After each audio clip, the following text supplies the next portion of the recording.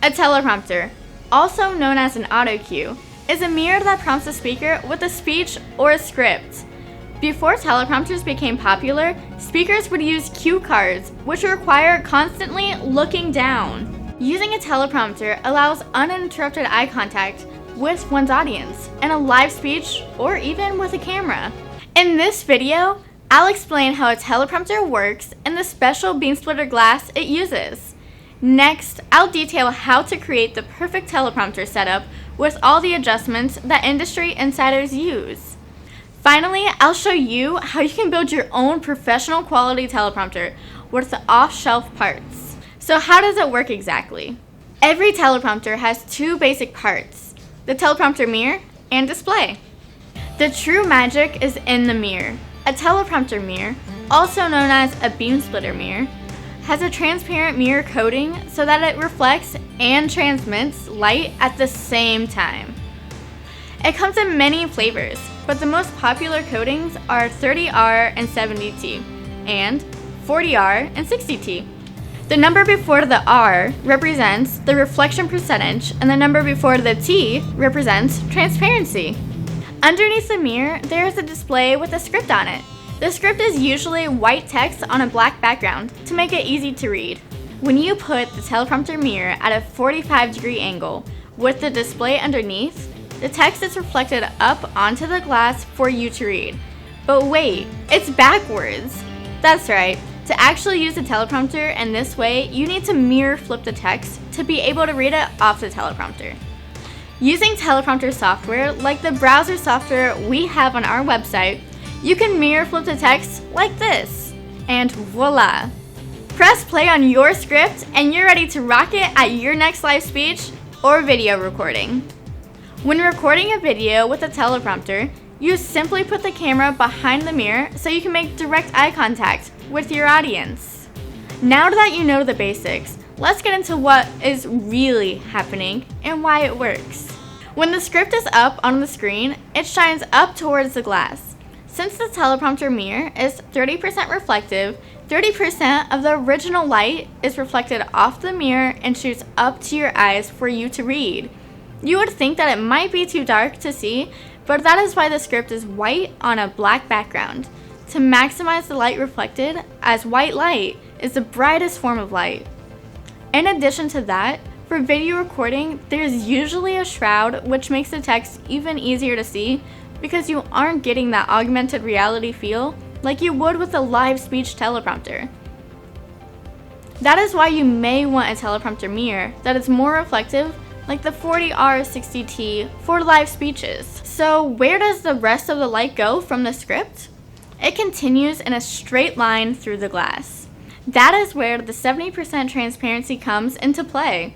70% goes directly through the glass. Now, let's talk about adding in a camera for video recordings.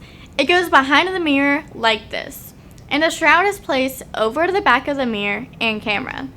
This helps with removing any weird reflections that might come in from the backside, which would be visible to the camera. The camera is recording through the glass. The video quality in this case is 70% of the original, which is ideal to maintain the highest quality video image throughout the mirror. Due to how it is all set up, the camera doesn't see the script reflecting on the glass because the display is facing upward and the remaining image of the script continues up in a straight line. The talent doesn't see the camera because it is behind the glass and the script is reflecting off the mirror. If you take the shroud off, you would see a superimposed image of both the camera and the script.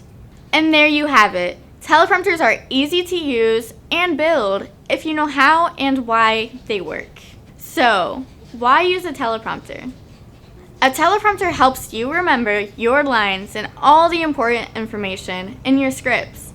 It allows you to carefully plan out exactly what you want to deliver in advance before being on camera.